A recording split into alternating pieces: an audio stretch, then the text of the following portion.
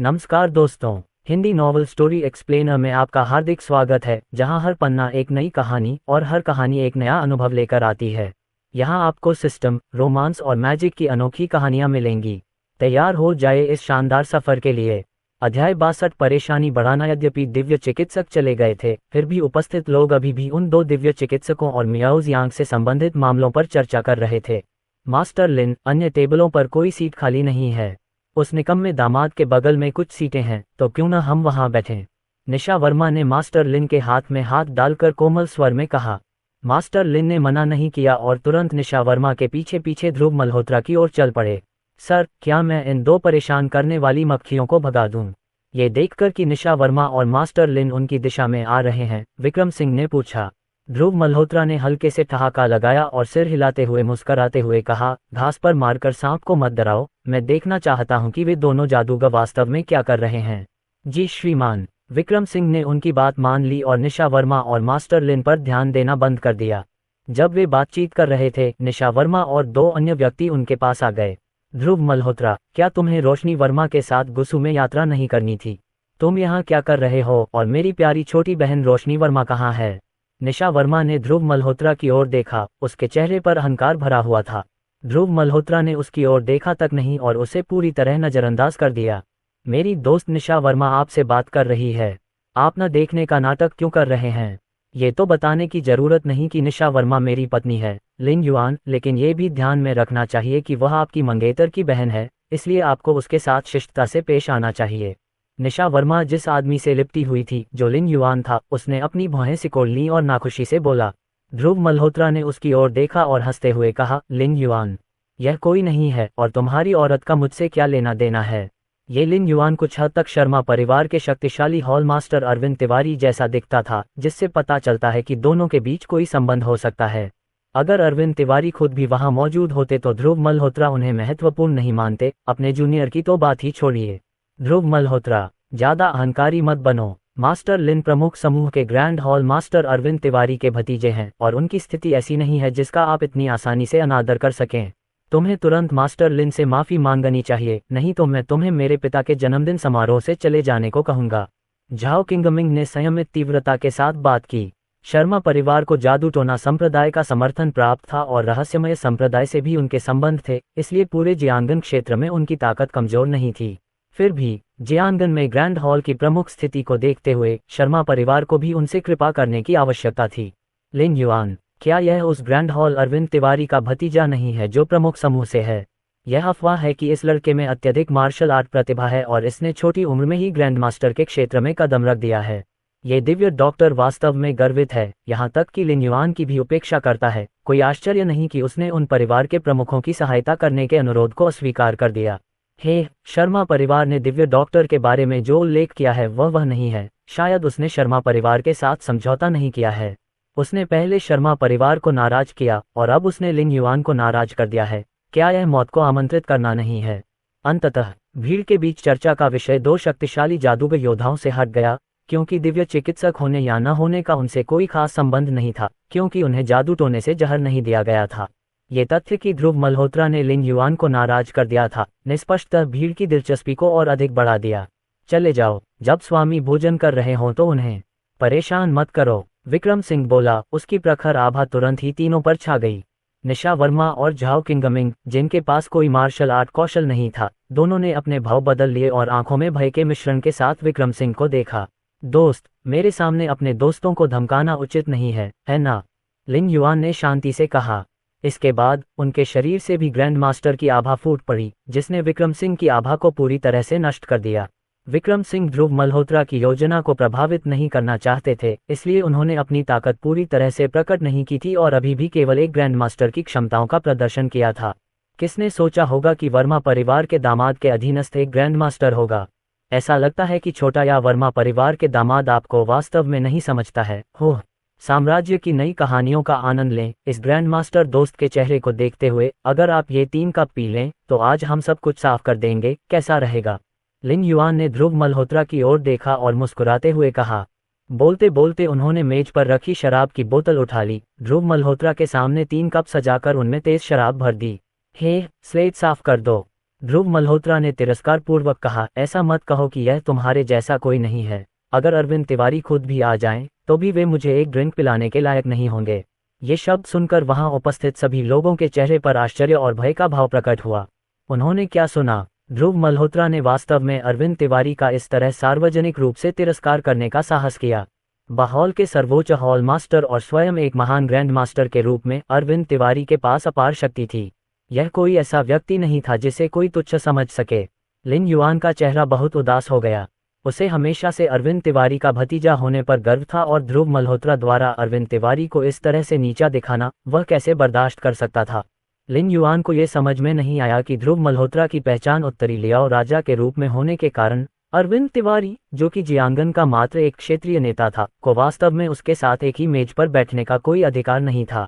एक ही मेज पर बैठने की योग्यता न होने का स्वाभाविक अर्थ था कि उन्हें ध्रुव मल्होत्रा को पेय पिलाने का कोई अधिकार नहीं था। झाओ किंगमिंग, आज शर्मा परिवार के मुखिया का 80वां भव्य समारोह है। अधिकारपूर्वक मुझे इस समय परेशानी नहीं खड़ी करनी चाहिए, लेकिन इस आदमी ने मेरे चाचा का इतनी बेरहमी से अपमान करने की हिम्मत की है, मुझे उसे सबक सिखाना होगा। लिन युआन ने ठंडी आवाज में झाओ किंगमिंग को संबोधित किया। झाओ किंगमिंग के चेहरे पर हल्की मुस्कान दिखाई दी। युवा मास्टर लिन, मैंने आपको पहले ही बताया था, मेरा शर्मा परिवार भी इस आदमी से रंजिश रखता है। मुझे समझ में नहीं आ रहा है कि इस आदमी ने हमारे शर्मा परिवार की संपत्ति में आने की हिम्मत कैसे की। अगर मेरे पिता वर्तमान में मियाओजियांग के उन 2 दिव्य डॉक्टरों के पास नहीं होते, तो मैं अपने पिता से इस आदमी को पहले ही बाहर निकलवा देता। यदि युवा मास्टर लिन कार्रवाई करने के लिए तैयार हैं, तो मेरा शर्मा परिवार बहुत आभारी होगा। झाओ किंगमिंग लिन युआन को ध्रुव मल्होत्रा के खिलाफ कार्रवाई करने से कहाँ रोकेंगे। ध्रुव मल्होत्रा और शर्मा परिवार के बीच पहले से ही दुश्मनी थी और वह अंदर ही अंदर चाहता था कि लिन युआन तुरंत हमला करे, ध्रुव मल्होत्रा को अपंग बना दे और उसे झाओ निवास से बाहर निकाल दे। अच्छा, मैं युवा मास्टर झाओ के इरादे को समझता हूँ, लिन युआन ने ठंडी मुस्कान के साथ जवाब दिया। इसके बाद उन्होंने अपनी आभा का एक अंश जारी किया। अगले ही पल काले रंग की प्रैक्टिस ड्रेस पहने 3 हटे कट्टे आदमी शर्मा परिवार के आंगन में भूत की तरह प्रकट हुए। क्या मैं कोच शेन से पूछ सकता हूं कि यदि कोई हमारे सर्वोच्च हॉल मास्टर का सार्वजनिक रूप से अपमान करने का साहस करता है तो उसे क्या सजा मिलनी चाहिए? लिन युआन ने प्रमुख मध्यम आयु वर्ग के व्यक्ति को देखा और गंभीर स्वर में बोला। ये सुनते ही कोच शेन का चेहरा बदल गया और हत्या की मंशा से भरे चेहरे के साथ उन्होंने ठंडे स्वर में कहा, जो कोई भी हमारे सर्वोच्च हॉल मास्टर का अपमान करने की हिम्मत करता है, वह मौत का हकदार है। अच्छा, इस आदमी ने अभी सबके सामने कहा कि मेरे चाचा उसे एक ड्रिंक पिलाने के भी लायक नहीं हैं। लिन युआन ने ध्रुव मल्होत्रा की ओर देखा और बोला। कोच शेन का चेहरा और भी गहरा हो गया और उनकी तीखी नज़र ध्रुव मल्होत्रा पर टिकी हुई थी। उन्होंने एक एक शब्द पूछा, युवक, क्या यंग मास्टर लिन ने जो अभी कहा वह सच है? ये सच है, लेकिन मैंने पहले गलत कहा था। ध्रुव मल्होत्रा ने उसकी ओर देखा और उदासीनता से कहा। अध्याय 63 लिन युआन का डर। क्या अभी तुम बहुत घमंडी नहीं बन रहे थे?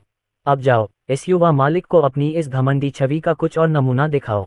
लिन युआन ने सोचा कि ध्रुव मल्होत्रा डरकर पीछे हटने को तैयार है और उसने तुरंत उपहास उड़ाया। उसके बगल में बैठे कोच ने भी ध्रुव मल्होत्रा को अप्रिय भाव से देखा। ओवरलॉर्ड हॉल के हॉल मास्टर का अपमान करने का साहस करते हुए, क्या आपको सचमुच लगता है कि गिड़गिड़ाने से यह समस्या दूर हो जाएगी? मैंने अभी जो कहा वह गलत था। मेरा वास्तविक मतलब ये था कि मुझे शराब पिलाने की बात तो दूर, अगर अरविंद तिवारी मेरे जूते चाटने के लिए जमीन पर घुटने टेक दे तो भी वह योग्य नहीं होंगे। ध्रुव मल्होत्रा का चेहरा शांत था, मानो उन्होंने जो कहा वह कोई असामान्य बात नहीं थी। ये सुनते ही लिन युआन और कोच के चेहरे का रंग बदल गया। बेशर्म बदमाश, हमारे अधिपति हॉल के हॉल मास्टर का इस तरह अपमान करने की हिम्मत। ये कोच आज आपको अपंग बना देगा ताकि हमारे ओवरलॉर्ड हॉल की गरिमा बनी रहे। कोच ने क्रोधित होकर अपना बड़ा सा हाथ, जो पंखे जितना बड़ा था, सीधे ध्रुव मल्होत्रा के चेहरे की ओर बढ़ाया। ये दृश्य देखकर झाओ किंगमिंग लगातार अपने आप पर उपहास करता रहा। यदि आप मृत्यु चाहते हैं तो आप दूसरों को दोष नहीं दे सकते। ऐसा लग रहा था जैसे उन्होंने वह दृश्य पहले ही देख लिया था जब ध्रुव मल्होत्रा को कोच ने थप्पड़ मारकर मार डाला था। विक्रम सिंह, कोच के थप्पड़ को झेलते हुए भी ध्रुव मल्होत्रा के चेहरे पर कोई असर नहीं पड़ा। विक्रम सिंह, जो उसके बगल में खड़ा था, तुरंत खड़ा हो गया और ध्रुव मल्होत्रा के पास आ गया, मानो वह हमेशा वहीं खड़ा था।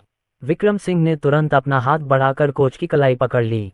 दरार, विक्रम सिंह की हथेली घूमी और तुरंत ही कोच की कलाई से हड्डी टूटने जैसी दांत दर्द करने वाली आवाज आई। मैं तुम्हारा जीवन ले लूंगा। कलाई में भयंकर दर्द महसूस होने पर कोच का चेहरा तुरंत लाल हो गया और वह इतना चिल्लाया कि उसका गला बैठ गया। उस समय वह एक घायल जानवर की तरह था, उसे अब किसी और चीज की परवाह नहीं थी। जिस क्षण विक्रम सिंह ने अपना हाथ छोड़ा, कोच का दूसरा हाथ पहले से ही मुट्ठी में बंद होकर विक्रम सिंह की ओर बढ़ रहा था। तुम चींटी की तरह हो जो मेरे मालिक के अवकाश में खलल डालने का साहस कर रही हो, विक्रम सिंह ने घृणा से कहा। जैसे ही उसके शब्द निकले, उसने आगे बढ़कर सीधे कोच की मुट्ठी पकड़ ली। टकराना। सबके कानों में एक धीमी सी आवाज गूंज उठी। कोच को ऐसा महसूस हुआ जैसे उसका मुक्का किसी स्टील की प्लेट पर लगा हो, और उसका हाव भाव तुरंत बदल गया। वह अपने घूंसे की ताकत से भली भांति परिचित था, यहाँ तक कि एक सामान्य स्टील की प्लेट भी उसके घूंसे से भेद जाती। फिर भी जब यह मुक्का उसके सामने खड़े आदमी की हथेली पर पड़ा, तो वह कपास पर मारने जैसा था और उसमें जरा सी भी लहर नहीं आई। इससे पहले कि कोच कुछ और सोच पाता, विक्रम सिंह का हाथ धीरे धीरे अपनी पकड़ मजबूत करने लगा। अपनी मुट्ठी में बढ़ते भारी दबाव को महसूस करते हुए कोच का चेहरा अचानक पीला पड़ गया। उसने अपना हाथ वापस खींचने की बहुत कोशिश की, लेकिन विक्रम सिंह की पकड़ लोहे के चिमटे जैसी थी, जो उसकी मुट्ठी को मजबूती से जकड़े हुए थी। चाहे उसने कितनी भी कोशिश की, वह अपना हाथ वापस नहीं खींच सका। क्रीक टिल्डर, हड्डियों के घर्षण की कर्कश ध्वनि लगातार जारी रही, जिससे दर्शकों में से कई लोगों की रीढ़ में से हरनसी महसूस हुई। झाओ किंगमिंग, जो कोच के ठीक बगल में था, का चेहरा भय से भरा हुआ था। वह जानता था कि कोच ओवरलॉर्ड हॉल के 3 महान कोचों में से एक था, जिसकी ताकत महान ग्रैंड मास्टर बनने से बस एक कदम दूर थी। ताकत के मामले में कोच लिन युआन से बहुत अधिक शक्तिशाली था, लेकिन इतने शक्तिशाली व्यक्ति को भी विक्रम सिंह द्वारा इतनी बेरहमी से प्रताड़ित किया जा रहा था। इसने झाओ किंगमिंग के विश्वदृष्टिकोण को पूरी तरह से पलट दिया। एक महान ग्रैंड मास्टर इन वेटिंग इतना कमजोर कब हो गया? लिन युआन की अभिव्यक्ति भी गंभीर थी। झाओ किंगमिंग की तुलना में वह अच्छी तरह से जानता था कि कोच कितना मजबूत था। इस समय उसे पीछे हटने की इच्छा हुई, क्योंकि उसे एहसास था कि यदि कोच शेन भी उसके मुकाबले में नहीं रहे, तो उसे और भी बुरी हार का सामना करना पड़ेगा। दरार, हड्डियां टूटने की तेज आवाज और कोच शेन की हृदय विदारक चीख अचानक फूट पड़ी, जिससे वहां मौजूद सभी लोगों के कान के पर्दे हिल गए। प्रांगण, जो कुछ समय पहले शोर से भरा हुआ था, इस समय पूर्ण सन्नाटा छा गया। केवल कोच शेन की ऊंची चीखें सुनाई दे रही थीं। टकराना। विक्रम सिंह ने एक जोरदार मुक्का कोच शेन के चेहरे पर मारा, जिससे वह उछलकर बाहर जा गिरे। कोच शेन जमीन पर गिर पड़े और तुरंत बेहोश हो गए। ये दृश्य देखकर वहां उपस्थित सभी लोग दंग रह गए। कोच शेन, जो कि प्रभावशाली कबीले के 3 महान कोचों में से एक थे, को इस अज्ञात व्यक्ति ने पीट कर इतनी दयनीय स्थिति में पहुंचा दिया था। निशा वर्मा, जो बिना कुछ बोले किनारे खड़ी थी, भी इस समय घबरा गई। ध्रुव मल्होत्रा द्वारा कोच शेन को हराने से निश्चित रूप से प्रभुत्वशाली कबीले की ओर से उग्र प्रतिशोध उत्पन्न होगा, और इसमें वर्मा परिवार भी शामिल हो सकता है। युवा मास्टर लिन, हालांकि यह लड़का वर्मा परिवार का दामाद है, हम में से कोई भी उसका स्वागत नहीं करता। निशा वर्मा ने लिन युआन की बांह को कसकर पकड़ लिया और धीमी आवाज में बोली। लिन युआन ने उसकी ओर देखा, उसका भाव गहरा और अस्पष्ट था। वह चुप रहा। उसकी प्रतिक्रिया देखकर निशा वर्मा अपने दिल में केवल हल्की सी आह ही भर सकी और अधिक कहने की हिम्मत नहीं जुटा पाए। लिन युआन मूर्ख नहीं था। वह पूरी तरह से जानता था कि वह अपने सामने वाले आदमी का मुकाबला नहीं कर सकता था, फिर वह ऐसा करने की हिम्मत कैसे कर सकता था? उसने सोचा था कि उसके सामने वाला व्यक्ति केवल ग्रैंड मास्टर स्तर का था, फिर भी इस अज्ञात व्यक्ति ने कोच शेन को आसानी से हरा दिया, जिसमें आधे कदम के महान ग्रैंड मास्टर की ताकत थी। ऐसी ताकत कुछ ऐसी नहीं थी जिसकी तुलना ग्रैंड मास्टर क्षेत्र के शिखर पर लिन युआन कर सके। युवा मास्टर झाओ, मेरे कबीले के कोच शेन को आपके झाओ निवास में इस तरह पीटा गया है, क्या आप बस खड़े होकर देखने की योजना बना रहे हैं? लिन युआन ने मुड़कर अपने बगल में झाओ किंगमिंग को देखा और समस्या को झाओ किंगमिंग की ओर फेंक दिया। प्रभावशाली कबीले की गरिमा को बचाए रखना आवश्यक था, लेकिन विक्रम सिंह के मुकाबले में कोई भी मौजूद न होने के कारण लिन युआन को अपनी प्रतिष्ठा बचाने के लिए केवल शर्मा परिवार की प्रतिष्ठा का बलिदान देना ही था। यह लिन युआन के विचारों को समझते हुए झाओ किंगमिंग की अभिव्यक्ति तुरंत बदल गई और वह पूरा वाक्य बोलने में सक्षम हुए बिना हकलाने लगा।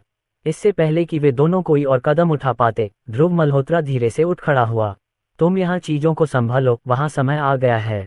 ये शब्द पीछे छोड़कर ध्रुव मल्होत्रा मुड़े और सबके सामने शर्मा परिवार के पिछवाड़े की ओर चलने लगे। विक्रम सिंह लिन युआन और अन्य लोगों के सामने एक संरक्षक देवता की तरह खड़े थे। उनका चेहरा शत्रुता से भरा हुआ था। एम्पायर में नए अध्याय पढ़ें। युवा मास्टर लिन, उस आदमी ने पिछवाड़े में जाने की हिम्मत की, वह अपनी मौत चाहता है। ध्रुव मल्होत्रा को पिछवाड़े की ओर जाते देख झाओ किंगमिंग का चेहरा खुशी से चमक उठा और वह लिन युआन से बात करने लगा। ये सुनकर लिन युआन ने सिर हिलाया। वहां मियाओजियांग से आए 2 दिव्य डॉक्टर उपस्थित थे। उनकी ताकत भी उनसे कम नहीं थी। दोनों ही शीर्ष ग्रैंड मास्टर थे। ध्रुव मल्होत्रा ने अपने अहंकारी आत्मविश्वास के साथ अपने शक्तिशाली अधीनस्थ के बिना अकेले पिछवाड़े में जाने का साहस किया। क्या यह मौत को आमंत्रित करना नहीं था? हालांकि उनके सामने सबसे बड़ी समस्या ये थी कि वे अपने सामने खड़े इस डरावने आदमी से कैसे निपटें जिसके चेहरे पर अप्रिय भाव था। मेरे मित्र, मैं हॉल मास्टर अरविंद तिवारी का भतीजा हूँ। जब तुम में इतनी ताकत है तो तुम महान ग्रैंड मास्टर भी होगे। हमारे कबीले में शामिल होने पर विचार क्यों नहीं करते? मैं व्यक्तिगत रूप से अपने चाचा को रिपोर्ट करूंगा और आपको वाइस हॉल मास्टर का पद दूंगा। आप क्या सोचते हैं? ध्रुव मल्होत्रा तुम्हें क्या दे सकते हैं? हमारे साथ तुम शक्ति, पैसा और औरतें पा सकते हो, जो कुछ भी तुम चाहो। लिन युआन ने विक्रम सिंह की ओर देखा और धीरे से बोला, महान परमेश्वर मुझे क्या दे सकता है? मेरी सारी शक्ति उस महान परमेश्वर की ओर से एक उपहार है। विक्रम सिंह ने मन ही मन उपहास किया, क्योंकि उसके मन में पहले से ही लिन युआन के प्रति जानलेवा इरादे थे। अध्याय 64। मौके पर खून के छींटे ध्रुव मल्होत्रा को सीधे पीछे के आंगन की ओर बढ़ता देख झाओ किंगमिंग के चेहरे पर चिंता के भाव दिखाई दिए और वह तुरंत ध्रुव मल्होत्रा की ओर झपटा। विक्रम सिंह ने अपनी भौं उठाए, उसकी आंखों में जानलेवा इरादे की चमक चमक उठी। टकराना, एक धीमी सी आवाज गूंजी जो वहां उपस्थित हर अतिथि के कान के पर्दों को झकझोर रही थी। शर्मा परिवार के सबसे बड़े बेटे झाओ किंगमिंग को विक्रम सिंह ने छाती पर लात मारकर बाहर फेंक दिया। स्पर्ग, झाओ किंगमिंग अजीब तरीके से जमीन पर गिरा और उसके मुंह से ताज़ा खून बाहर निकल आया। हालांकि वह गंभीर रूप से घायल हो गया था, फिर भी उसने अपने दांत भींचे और धीरे धीरे खड़ा हुआ। एक बार फिर ध्रुव मल्होत्रा की ओर बढ़ा ताकि उसे पीछे के आंगन में प्रवेश करने से रोक सके। वह बहुत अच्छी तरह से जानता था कि पिछले आंगन में क्या हो रहा था और स्वाभाविक रूप से वह ध्रुव मल्होत्रा को शर्मा परिवार के प्रमुख मामले में हस्तक्षेप करने की इजाजत नहीं दे सकता था। मृत्यु को आमंत्रित करना, विक्रम सिंह ने ठंडे स्वर में कहा। जैसे ही उसके शब्द निकले, विक्रम सिंह धुंधले हो गए और एक पल में वह झाओ किंगमिंग के सामने था। विक्रम सिंह झाओ किंगमिंग से एक सिर लंबा था और ऊंचे स्थान से उसे देख रहा था। वह बर्फीली, बेजान आंखें ऐसी थीं मानो वह किसी मृत व्यक्ति को देख रहा हो। झाओ किंगमिंग का शरीर कांप उठा जब उसकी नजर विक्रम सिंह से मिली। उसके अंदर एक तीव्र भय उमड़ आया। तुम क्या करना चाहते हो? ये झाओ निवास है। सूजौ के कुलीन लोग यहाँ इकट्ठे हुए हैं। निश्चित रूप से आप इन सभी लोगों के सामने मुझे मारना नहीं चाहेंगे, है ना? झाओ किंगमिंग ने दांत पीसते हुए कहा। ये सुनकर विक्रम सिंह के चेहरे पर कोई भाव नहीं रहा और उसने उदासीनता से कहा, और अगर मैं तुम्हें मार दूं तो क्या होगा? जैसे ही उसकी आवाज धीमी हुई, विक्रम सिंह ने अपनी उंगली बढ़ाकर झाओ किंगमिंग के माथे की ओर इशारा किया। उसकी उंगली से ऊर्जा की एक किरण फूटी जो तुरंत झाओ किंगमिंग के सिर को भेदती हुई अंदर चली गई। झाओ किंगमिंग के माथे में एक खूनी छेद हो गया।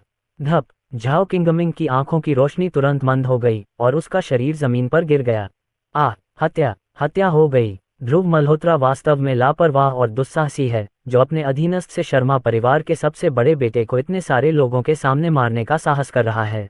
अब यह एक तमाशा बनने जा रहा है। परिवार के मुखिया झाओ का भव्य 80वां जन्मदिन उसके अपने बेटे के अंतिम संस्कार में बदल गया है। मेहमानों की प्रतिक्रियाएं पूरी तरह से भिन्न थीं। कुछ लोग डर से चीख रहे थे और अन्य लोग निराशा के भाव में थे, लेकिन अधिकांश लोग घटित हो रहे नाटक के प्रति उदासीन थे। हालांकि अजीब बात यह थी कि इतने सारे लोगों की उपस्थिति में एक भी व्यक्ति ने झाओ निवास छोड़ने की पहल नहीं की। स्पष्ट रूप से हर कोई ये देखना चाहता था कि शर्मा परिवार उस मालिक और नौकर से कैसे निपटेगा जिन्होंने उनके घर पर झाओ किंगमिंग को मारने का साहस किया था।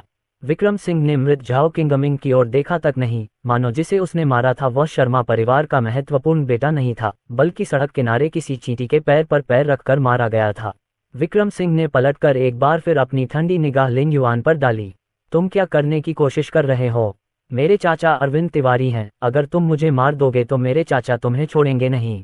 लिन युआन यह अच्छी तरह से जानता था कि विक्रम सिंह एक ऐसा व्यक्ति है जो न तो स्वर्ग से डरता है और न ही पृथ्वी से, इसलिए उसने अनजाने में अपने सबसे शक्तिशाली समर्थक grand hall master Arvind Tiwari का नाम पुकारा। इस पर विक्रम सिंह ने व्यंग्यात्मक लहजे में कहा, ऐसा लगता है कि आप भूल गए हैं कि मेरे मालिक ने क्या कहा था। अरविंद तिवारी क्या है? वह तो घुटने टेककर मेरे मालिक के जूते चाटने के भी लायक नहीं है। आप अभी भी मुझे परेशान करने के लिए अरविंद तिवारी का इस्तेमाल करना चाहते हैं। जैसे ही उसके शब्द निकले, विक्रम सिंह एक पल में भूत की तरह लिन युआन के सामने प्रकट हो गए। एक हाथ से उसने लिन युआन की गर्दन पकड़ ली और उसे पूरी तरह से ऊपर उठा लिया। लिन युआन के पूरे शरीर में घुटन की भावना तुरंत फैल गई। उसके अंग विक्रम सिंह के नियंत्रण से मुक्त होने की कोशिश में बेतहाशा फड़फड़ाने लगे। लेकिन विक्रम सिंह के पास किस तरह की ताकत थी? भले ही लिन युआन ग्रैंड मास्टर क्षेत्र के शिखर पर पहुंच गया था, फिर भी वह विक्रम सिंह के हाथों में एक कमजोर चींटी की तरह था। अपने अगले जीवन में याद रखना कि लोगों को डराने धमकाने के लिए दूसरों पर निर्भर मत रहो, खासकर तब जब तुम्हारा समर्थक उतना प्रभावशाली न हो। विक्रम सिंह ने उदासीनता से कहा। तभी लिन युआन की गर्दन को पकड़ने वाला हाथ हिंसक रूप से मुड़ गया। दरार, हड्डी टूटने की कर्कश आवाज तुरंत पूरे प्रांगण में फैल गई और हर कोई स्तब्ध रह गया, यह विश्वास करने में असमर्थ कि मालिक और नौकर की इस जोड़ी ने सचमुच अरविंद तिवारी के भतीजे को मारने का दुस्साहस किया था। तुमने यंग मास्टर लिन को मार दिया है, तुम मरने वाले हो। ध्रुव मल्होत्रा, वह बेकार भी मर जाएगा। इसकी वजह से मेरा वर्मा परिवार बर्बाद हो जाएगा। तुम दोनों कमीनों ने मेरे वर्मा परिवार को मार डाला है। निशा वर्मा, जो उनके बगल में थी, ने अंततः प्रतिक्रिया व्यक्त की और विक्रम सिंह पर एक दुष्ट की तरह हमला किया। विक्रम सिंह ने थोड़ा सा मुंह सिकोड़ा और निशा वर्मा को लात मारते हुए ठंडे स्वर में कहा, यह मत सोचना कि मैं तुम्हें नहीं मारूंगा, क्योंकि तुम वर्मा परिवार से हो।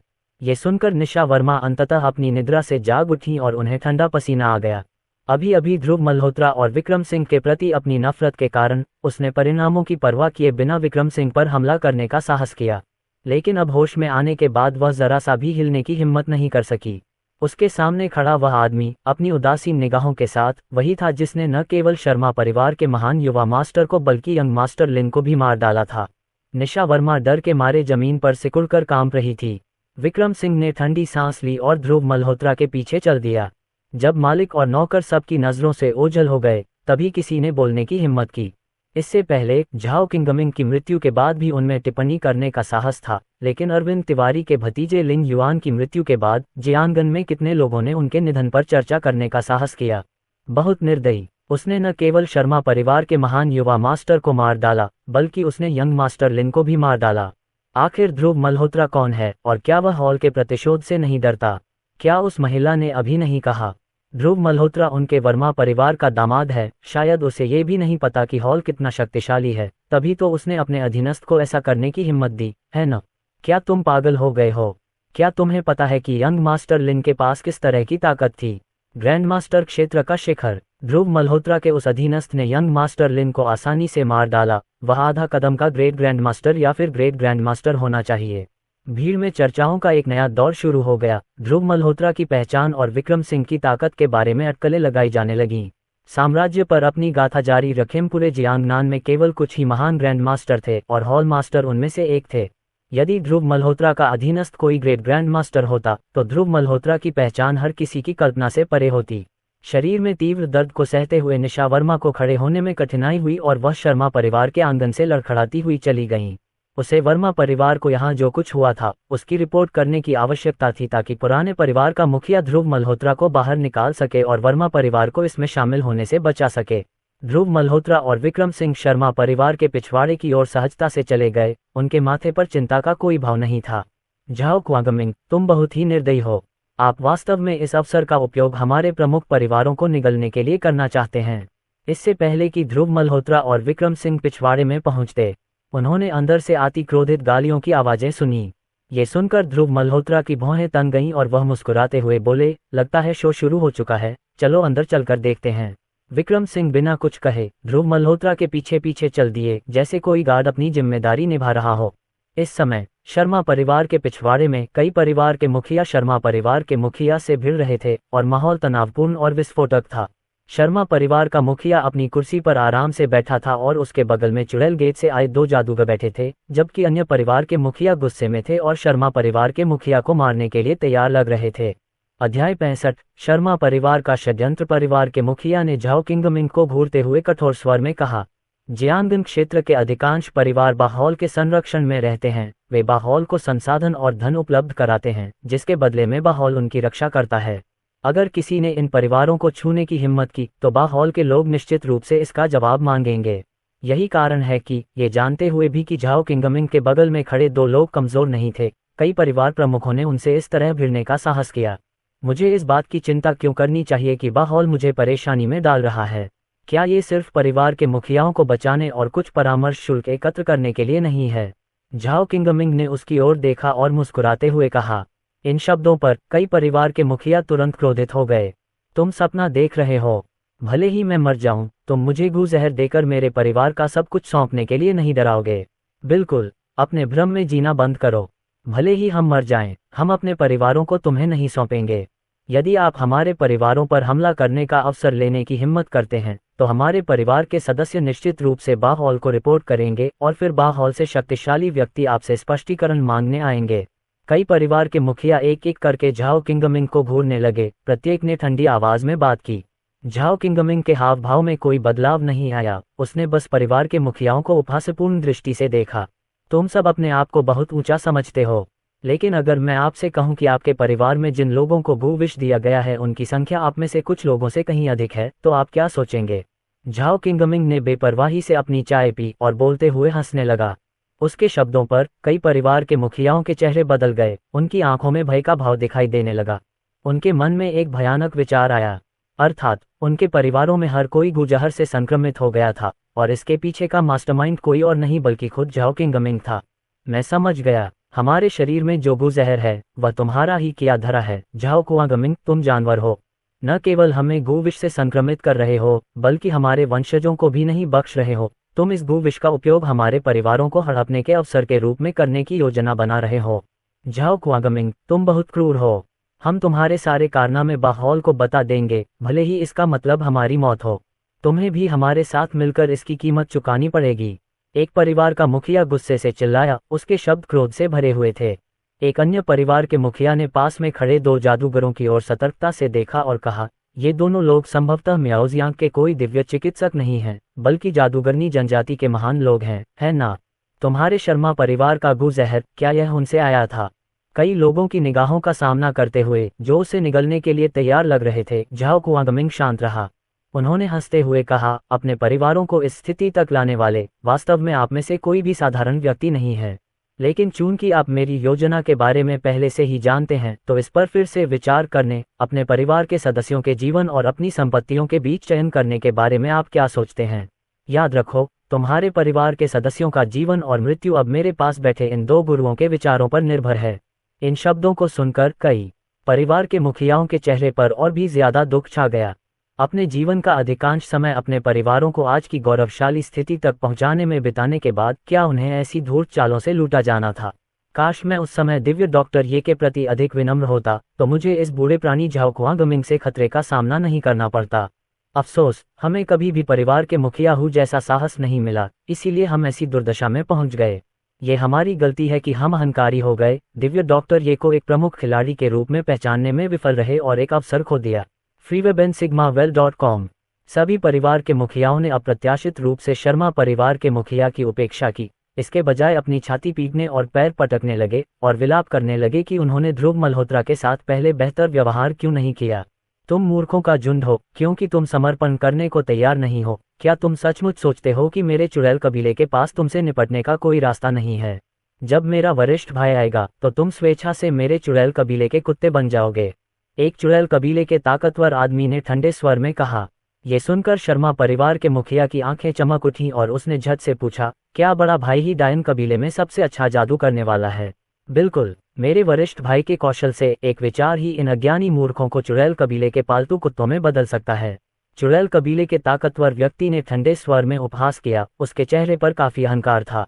हे दिव्य डॉक्टर, ये आज न केवल आप बल्कि वह मेरे झाओ निवास को जीवित नहीं छोड़ेंगे। किंग यून को अपंग करने का दुस्साहस करने वाला वह कमीना ध्रुव मल्होत्रा मौत के लायक है। शर्मा परिवार के मुखिया ने प्रसन्नता व्यक्त की, फिर परिवार के मुखियाओं की ओर देखा और व्यंग्यात्मक लहजे में कहा, क्या ऐसा है? आपके बेटे को अपंग बनाने के लिए मुझे मौत की सजा मिलनी चाहिए, लेकिन अगर मैं आपसे कहूं कि मैंने आपके सबसे बड़े बेटे को मार दिया है तो क्या होगा? क्या तुम मुझे जीवित ही खाल उतारना नहीं चाहोगे? तभी अचानक पिछवाड़े के प्रवेश द्वार से एक विरक्त आवाज आई। हर कोई हैरान रह गया और अपना सिर घुमाकर देखने लगा। एम्पायर पर छिपी हुई सामग्री खोजे उन्होंने देखा कि ध्रुव मल्होत्रा और विक्रम सिंह उनकी ओर सहजता से चले आ रहे थे, जैसे वे अपने बगीचे में टहल रहे हों। दिव्य डॉक्टर, ये आप यहाँ हैं। हमें अपनी गलती का एहसास हो चुका है।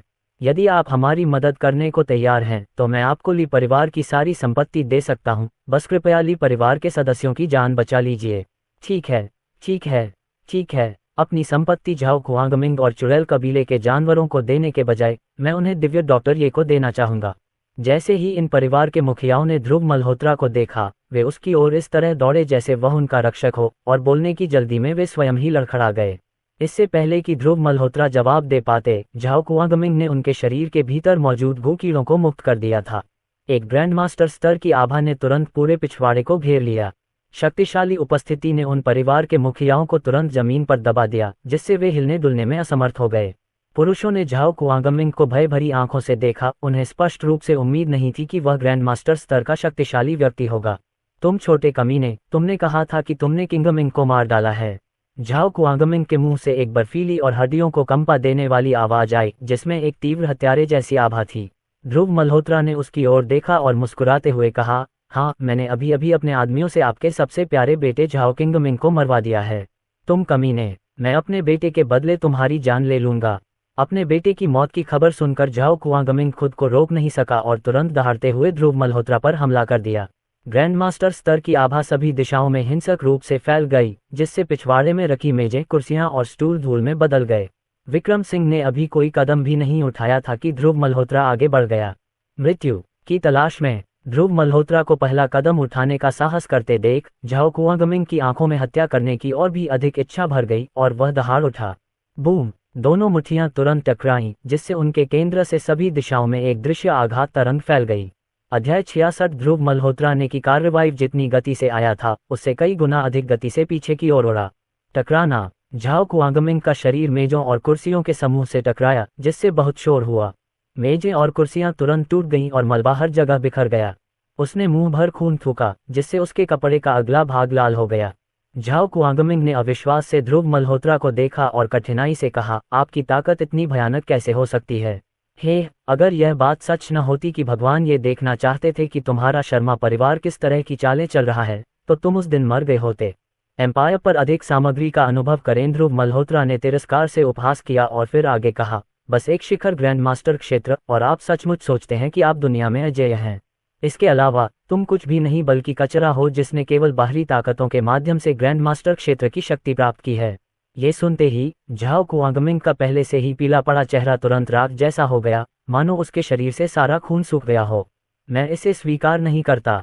इससे पहले कि वह बोलना समाप्त करता, झाओ कुआंगमिंग ने एक और खून थूका, अपनी गर्दन झुकाए और मर गया।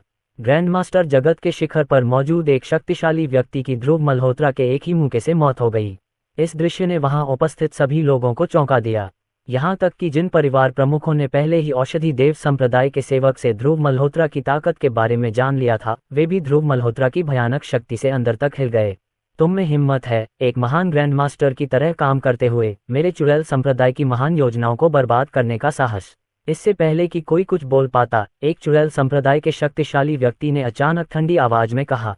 उसके बाद उन दोनों ने अपनी आभाएं छोड़ दी और दोनों ही ग्रेट ग्रैंडमास्टर क्षेत्र में आधा कदम आगे बढ़ गए। यद्यपि वे जानते थे कि वे ध्रुव मल्होत्रा के सामने कुछ भी नहीं थे, तथापि डायन संप्रदाय के समर्थन के साथ, जिसमें कुछ महान ग्रैंडमास्टर भी थे, वे स्वाभाविक रूप से एक साधारण महान ग्रैंडमास्टर से नहीं डरते थे। ओह, 2 अर्धचरणीय महान ग्रैंडमास्टर्स ने मेरे सामने अपनी आभा दिखाने का साहस किया है। क्या आप कुछ चालों का आदान प्रदान करना चाहते हैं? ध्रुव मल्होत्रा ने अपनी भौहें उठाईं और दोनों डायन संप्रदाय के दिग्गजों की ओर व्यंग्यात्मक दृष्टि से देखा। ये सुनकर दोनों डायन संप्रदाय के दिग्गजों के भाव बदल गए। इस समय वे चुड़ैल संप्रदाय के भीतर नहीं थे और चुड़ैल संप्रदाय के शक्तिशाली लोग उन्हें बचाने के लिए तुरंत नहीं पहुंच पाएंगे। एक क्षण के लिए तो दोनों को अपने आवेगपूर्ण कार्यों पर पछतावा हुआ। यद्यपि ग्रेट ग्रैंड मास्टर से आधे कदम की दूरी एक पतली रेखा के समान थी, फिर भी उनके बीच का अंतर खाई के समान विशाल था। ये तो छोड़िए कि उनके पास केवल 2 ही अर्धचरणीय ग्रेट ग्रैंड मास्टर थे। यदि उनकी संख्या 5 या 10 भी होती, तो भी वे ग्रेट ग्रैंड मास्टर के मुकाबले में नहीं होते। ग्रेट ग्रैंड मास्टर की ताकत ग्रैंड मास्टर दायरे और आधे चरण वाले ग्रेट ग्रैंड मास्टर से कहीं अधिक थी, जो एक भयानक अस्तित्व का प्रतिनिधित्व करती थी जिसका वे विरोध नहीं कर सकते थे। आप जल्दबाजी मत कीजिए, मेरे बड़े बड़े भाई शर्मा परिवार के पास आ रहे हैं। अगर आपने हम पर हाथ उठाने की हिम्मत की, तो मेरे बड़े बड़े भाई निश्चित रूप से आपको और आपके नौकर को नहीं छोड़ेंगे। ठीक है, हमारा बड़ा वरिष्ठ भाई भी एक महान ग्रैंड मास्टर है और उसकी ताकत एक महान ग्रैंड मास्टर के अंतिम चरण तक पहुंच गई है। आप संभवतः उसके प्रतिद्वंद्वी नहीं हो सकते। यदि आप हमें मार देते हैं, तो मेरा बड़ा वरिष्ठ भाई आपको कभी नहीं छोड़ेगा। दोनों चुड़ैल संप्रदाय के शक्तिशाली लोग कांप उठे। उनकी पहले की उग्र आभा अब एक पल में गायब हो गई और वे घबराहट में ध्रुव मल्होत्रा को देखने लगे। डर था कि वह अचानक उन पर हमला करेगा। ये दोनों कूड़े के टुकड़े हैं। भगवान, क्या हमें इन्हें मार देना चाहिए? विक्रम सिंह ने घृणा से उपहास किया और फिर ध्रुव मल्होत्रा की ओर देखते हुए ऊंची आवाज में पूछा। ध्रुव मल्होत्रा ने मुस्कुराते हुए कहा, पहले उन्हें अपन बनाओ, उनके बड़े भाई के आने का इंतजार करो। मैं देखना चाहता हूं कि यह चुड़ैल संप्रदाय का पावर हाउस वास्तव में कैसा है। जैसे ही उनके शब्द निकले, विक्रम सिंह ने अपना ग्रेट ग्रैंड मास्टर आभा प्रकट कर दिया। वह एक छायादार आकृति में परिवर्तित हो गया और तुरंत ही दो चुड़ैल संप्रदाय के प्रमुखों के सामने प्रकट हो गया। वे दोनों तुरंत इतने भयभीत हो गए कि उन्हें लगा कि उनकी आत्माएं बाहर निकल रही हैं, और वे हताश होकर ध्रुव मल्होत्रा के हमलों को रोकने के लिए लड़ने लगे। पहले सबके सामने प्रदर्शित किया गया रंग बिरंगा आत्मिक सांप, मकड़ियां, टोड और विभिन्न अन्य विषैले जीव उन दोनों व्यक्तियों से निकलते रहे। घातक जहर से लदे इन विषैले जीवों ने अपनी जान की परवाह किए बिना ध्रुव मल्होत्रा पर हमला कर दिया। इन प्राणियों के मुंह या शरीर से विष की बूंदें जमीन पर गिर रही थीं। सिजल सिजल सिजल टिल्डर। जमीन को छूते ही विष ने तुरंत ही कई तीखी आवाजें पैदा की, जो आंखों के सामने ही तेजी से जमीन को नष्ट करती हुई दिखाई दी। कुछ ही सांसें लेने पर दोनों व्यक्तियों के पैरों के नीचे की जमीन गड्ढेदार और ऊबड़ खाबड़ हो गई, मानो उस पर बम गिराया गया हो। इन जहरीले जीवों की ताकत बहुत ज्यादा नहीं थी, उनमें से ज्यादातर में सिर्फ स्पष्ट ऊर्जा अवस्था की शक्ति थी, लेकिन उनका जहर बहुत शक्तिशाली था। यहाँ तक कि विक्रम सिंह को भी अपनी महान ग्रैंड मास्टर ताकत के साथ बहुत सावधान रहना पड़ा। यदि वह इस विष के संपर्क में आ गया तो अपनी महान ग्रैंड मास्टर शक्ति के बावजूद भी विक्रम सिंह के लिए बचकर निकलना मुश्किल हो जाएगा। विक्रम सिंह ने इन विषैले जीवों के हमलों के साथ साथ जहर की उड़ती बूंदों को भी चकमा दिया। भागते समय विक्रम सिंह के भीतर की ऊर्जा लगातार फूट पड़ी और उसने मौके पर ही सभी प्राणियों का वध कर दिया। हालांकि वहां इतने सारे जहरीले जीव थे और विक्रम सिंह को भी जहर से बचने के लिए बहुत सावधान रहना पड़ा कि वह कुछ समय के लिए थोड़ा घबरा गया। हा, ये कैसा महान ग्रैंड मास्टर है, कुछ भी खास नहीं। यदि आप मेरे जहरीले जीवों को भी नहीं संभाल सकते तो आप कितने भ्रमित होंगे कि आप सोचते हैं कि आप हमसे निपट सकते हैं। एक जादूगर योद्धा जोर से हंसा, उसके शब्दों में उपहास झलक रहा था। एक अन्य जादूगर योद्धा ने भी व्यंग्य किया, क्या बाहरी दुनिया के सभी महान ग्रैंड मास्टर इतने बेकार हैं? यदि हमारे जादूगर संप्रदाय का कोई महान ग्रैंड मास्टर वहां उपस्थित होता तो मुझे डर है कि वह एक ही झटके में अपनी जान ले सकता था, है न? दोनों पुरुषों ने अपनी छाती पर हाथ रखे हुए विक्रम सिंह को जहरीले जीवों के हमलों से बचते हुए उपहासपूर्ण मुस्कान से भरे चेहरे के साथ देखा। हम जहरीले जीव पालना, आम लोगों के लिए मुसीबत लाना, मार डाले जाने लायक। जब दोनों अपने आप पर प्रसन्न थे तभी अचानक एक ठंडी खर्राटें सुनाई दीं। अगले ही क्षण एक हिंसक आभा प्रचंड हवा की तरह बही, जिसने तुरंत पूरे पिछवाड़े को घेर लिया। इसके रास्ते में आने वाली हर चीज धूल में मिल गई। जमीन इंच इंच करके फटने लगी और देखते ही देखते दरारें पड़ गईं। वह महान ग्रैंड मास्टर हैं, लेकिन मैं नहीं। ध्रुव मल्होत्रा की उदासीन आवाज उभरी। विक्रम सिंह पर लगातार झपट रहे असंख्य विषैले जीव एक के बाद एक चुपचाप जमीन पर गिर पड़े, मानो पानी में पकौड़े फेंक दिए गए हों। दोनों जादूगर योद्धाओं के चेहरों की मुस्कान तुरंत गायब हो गई, उनका चेहरा पीला पड़ गया और फिर वे दोनों जमीन पर गिर पड़े। अपनी मृत्यु तक उनकी आंखों में अभी भी गहरा अविश्वास था। वे स्पष्ट रूप से ऊपरी हाथ रखते थे, एक महान ग्रैंड मास्टर को दबाने के लिए सेना में शामिल हो रहे थे जो करीब नहीं आ सकता था। वे अचानक इस तरह के घुटन भरे और हताश माहौल में कैसे बह सकते थे जिससे उनकी जान चली गई। विक्रम सिंह ने कहा, महाराज, आपका अधीनस्थ अपने कर्तव्यों में विफल रहा है, कृपया मुझे दंडित करें। ये जानते हुए कि ध्रुव मल्होत्रा ने अपना कदम उठा लिया है, वह तुरंत ध्रुव मल्होत्रा के सामने घुटने के बल बैठ गया। उसके चेहरे पर खेद का भाव था। ध्रुव मल्होत्रा ने उसकी ओर देखा और उदासीनता से कहा, उठो। जादूगरों का संप्रदाय आखिरकार एक छुपा हुआ संप्रदाय है और उनके पास कुछ न कुछ तरकीबें होना सामान्य बात है। आपने अतीत में इन छिपे हुए संप्रदायों के खिलाफ लड़ाई में भाग नहीं लिया था, इसलिए स्वाभाविक रूप से आप नहीं जानते कि उनसे निपटना कितना मुश्किल है। भविष्य में याद रखना, सिर्फ इसलिए कि तुम्हारी अपनी ताकत बड़ी है, दुश्मन को हल्के में मत लेना। ये सुनकर विक्रम सिंह धीरे से उठे और गंभीरता से सिर हिलाकर ध्रुव मल्होत्रा की बात को दिल पर ले लिया। अध्याय 67। सबसे बड़े भाई की जादू की कला। विक्रम सिंह भी ध्रुव मल्होत्रा के पास दृढ़ भाव से चुपचाप खड़े थे। दिव्य डॉक्टर, ये क्या हम यहीं इंतजार करेंगे? उसके बगल में बैठे परिवार के मुखियाओं में से एक ने चिंतित भाव से पूछा। उसने सुना था कि उन दो चुड़ैल कबीले की शक्तिशाली महिलाओं ने क्या कहा था कि उनका सबसे बड़ा वरिष्ठ भाई जल्द ही आएगा। प्रतिद्वंद्वी एक महान ग्रैंड मास्टर था और जादू की कला में भी निपुण था। यदि ऐसा कोई रहस्यमय और शक्तिशाली व्यक्ति आ जाए और यदि दिव्य डॉक्टर ये उसका मुकाबला न करें तो क्या वे भी बर्बाद नहीं हो जाएंगे? हाँ, दिव्य डॉक्टर, ये न केवल उस चुड़ैल कबीले का सबसे बड़ा वरिष्ठ भाई एक महान ग्रैंड मास्टर है, बल्कि वह जादू की कला में भी पारंगत है। क्या हमें पहले नहीं जाना चाहिए? जब तक हम शर्मा परिवार और चुड़ैल कबीले की भयावह योजनाओं के बारे में बाहौल को रिपोर्ट करते रहेंगे, तब तक निश्चित रूप से बाहौल से कोई हस्तक्षेप करेगा और उन्हें चेतावनी देगा। हालांकि चुड़ैलों का कबीला मजबूत है, लेकिन आखिरकार यह बाहौल का क्षेत्र है। मुझे उम्मीद है कि बाहौल के हस्तक्षेप के बाद चुड़ैलों के कबीले के लोग बहुत दूर जाने की हिम्मत नहीं करेंगे। एक अन्य परिवार का मुखिया बोला, उसके शब्द भी आशंका से भरे थे।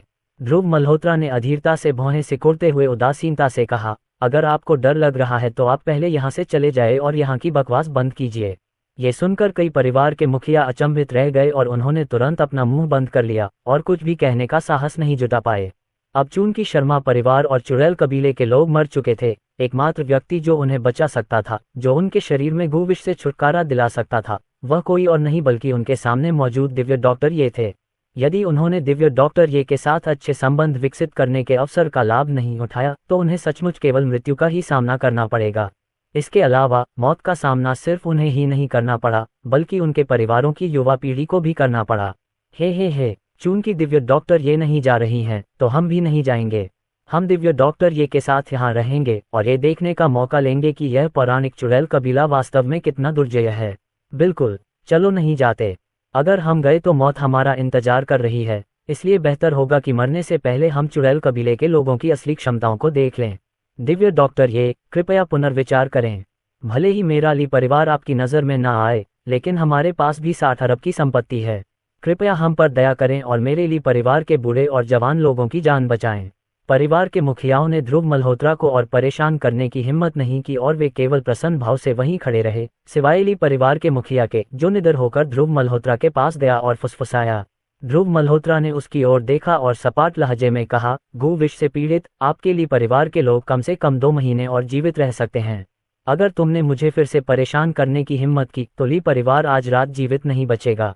ली परिवार के मुखिया के चेहरे पर अचानक से भाव बदल गए और वह एक और शब्द बोलने की हिम्मत नहीं जुटा पाया।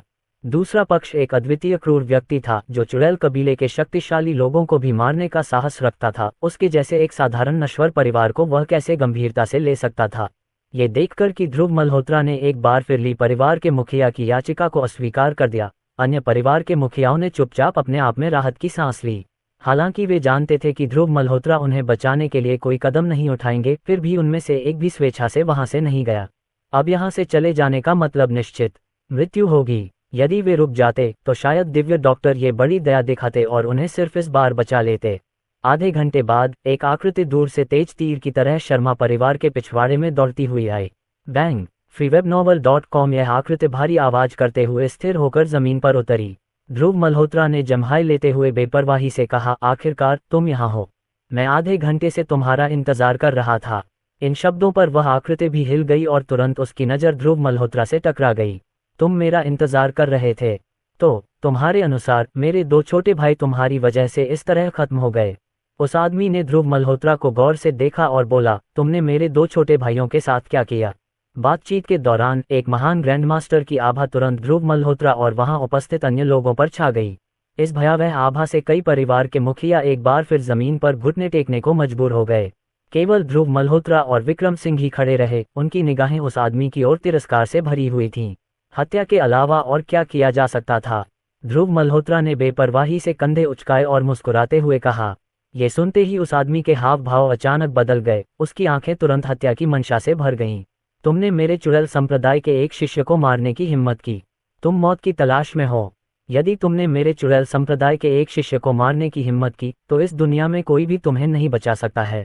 वह आदमी ध्रुव मल्होत्रा को घूर रहा था। उसके शब्द घातक क्रोध से भरे हुए थे। ध्रुव मल्होत्रा ने उसकी ओर देखा और उदासीनता से कहा, ऐसा लगता है कि गुरु और शिष्य एक ही बात कहते हैं, मानो एक ही सांचे से गड़े गए हों। तुम्हारे 2 छोटे भाइयों ने मरने से पहले मुझसे यही बात कही थी, फिर भी मैं यहाँ जीवित हूँ जबकि वे मर चुके हैं।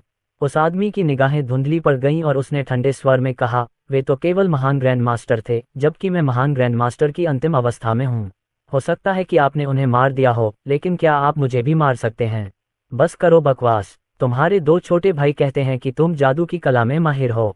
ध्रुव मल्होत्रा ने उस आदमी को बीच में टोकते हुए कहा, मैं तुम्हें 30 सेकंड देता हूँ, मुझे अपनी जादू की कला दिखाओ। कोई बेकार की बकवास मत करो। तुम्हारे पास केवल 30 सेकंड हैं। ये शब्द सुनते ही उस आदमी का आभामंडल एक बार फिर बढ़ गया। वह एक शक्तिशाली महान ग्रैंड मास्टर था और चुड़ैल संप्रदाय का सबसे बड़ा वरिष्ठ भाई था। उसे पहले कभी इस तरह का अपमान कब सहना पड़ा था? तुम सोचते हो कि सिर्फ इसलिए कि तुम इसे देखना चाहते हो, मैं तुम्हें इसे दिखा दूंगा। आपको क्या लगता है कि आप क्या हैं? वह आदमी ठंडी सांस लेकर गुस्से से दहाड़ने लगा। हालांकि ध्रुव मल्होत्रा ने उसके गुस्से पर कोई ध्यान नहीं दिया और बस इतना कहा, अब आपके पास केवल 15 सेकंड बचे हैं। तुम मौत को दावत दे रहे हो। तुम्हारा गुरु किस संप्रदाय से संबंधित है कि तुम मेरे चुड़ैल संप्रदाय का विरोध करने की हिम्मत कर रहे हो? जैसे ही उसने ये शब्द कहे, उस आदमी की आंखों में खून की एक लकीर दौड़ गई। फिर उसने ध्रुव मल्होत्रा की तरफ देखा और चिल्लाया, मेरी तरफ देखो। ध्रुव मल्होत्रा की भौहें उठी और उनकी नज़र तुरंत उस आदमी की आंखों पर गई। ध्रुव मल्होत्रा को इतनी आज्ञाकारी भावना से कार्य करते देख उस व्यक्ति के होठों पर विजयी मुस्कान आ गई। ध्रुव मल्होत्रा के पास खड़े विक्रम सिंह ने देखा कि वह व्यक्ति ध्रुव मल्होत्रा पर जादू टोना करने का दुस्साहस कर रहा है और तुरंत ही उसके मन में एक ठंडी, तिरस्कार भरी हंसी फूट पड़ी। यदि वह जानता कि उसके सामने खड़ा व्यक्ति इस संसार का अजेय सम्राट है, तो 10 गुना साहस भी उसे ध्रुव मल्होत्रा पर जादू करने की हिम्मत नहीं जुटा पाता। इस बीच जमीन पर दबे परिवार के मुखिया हैरानी भरे भाव प्रदर्शित करते हुए उस व्यक्ति को अचंभित दृष्टि से देख रहे थे। क्या यही वह जादू की कला है जिस पर आपको गर्व है? ये महज मामूली तरकीबें हैं जिनका जिक्र करने लायक भी नहीं है। इससे पहले कि वह व्यक्ति अपनी सफलता का अधिक देर तक आनंद ले पाता, ध्रुव मल्होत्रा की उदासीन आवाज उसके कानों के पास गूंजी। ध्रुव मल्होत्रा की आंखें साफ थीं, उन पर किसी भी प्रकार का मोह भंगिमा का रंग नहीं था। इसके बजाय उसकी आंखें घृणा और तिरस्कार से भरी थीं, मानो वह उस आदमी की जादू टोने की कला को बहुत कम महत्व देता हो। ऐसा लगता है कि आपके पास बस यही कुछ तरकीबें हैं। मैंने बिना किसी कारण के आधा घंटा बर्बाद कर दिया। ध्रुव मल्होत्रा ने उस आदमी की ओर देखा और कहा, चुड़ैल संप्रदाय के मुख्य द्वार का स्थान बताओ और मैं तुम्हारी जान बख्श दूंगा। अध्याय 68 शर्मा परिवार को छोड़ना। मेरे मरने के बाद चुड़ैल संप्रदाय के शक्तिशाली सदस्य तुम्हें ढूंढ लेंगे और मुझसे बदला लेने के लिए तुम्हारी 1000 बार खाल उधेड़ देंगे। बड़े भाई ने गुस्से में दहाड़ते हुए ठंडी सांस ली। अगले ही पल विक्रम सिंह के चेहरे का भाव थोड़ा बदल गया और वह तुरंत बड़े भाई की ओर दौड़ा। यद्यपि उसकी गति तीव्र थी, फिर भी वह एक कदम पीछे रह गया था।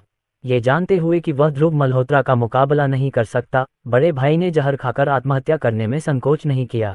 उसके मुंह के कोने से खून बह रहा था, ताज़ा लाल खून नहीं, बल्कि गहरा, स्याही जैसा काला खून, जो विष की शक्ति का संकेत था। मैं नीचे तुम्हारा इंतजार कर रहा हूँ। ये कहते हुए बड़ा भाई जोर से गिर पड़ा और उसकी मृत्यु हो गई। उसके मुंह से निकला खून जमीन को जंग लगा रहा था, जिससे जहां भी खून बह रहा था वहां छेद हो गए। उसके चेहरे पर जहां खून लगा था वहां मांस सड़ चुका था और सफेद हड्डियां दिखाई दे रही थीं। धिक्कार है, यह आदमी बहुत निर्दयी था।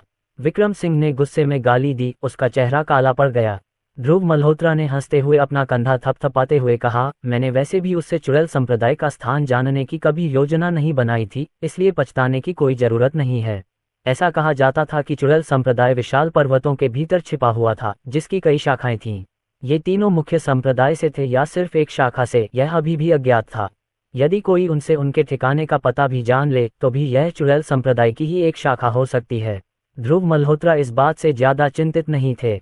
उसके मन में यह बात स्पष्ट थी कि आज डायन संप्रदाय के 3 शिष्यों की हत्या करने के बाद, जिनमें से एक उनका बड़ा भाई था, डायन संप्रदाय के लोग इसे आसानी से नहीं जाने देंगे और बाद में अवश्य ही और लोगों को भेजेंगे।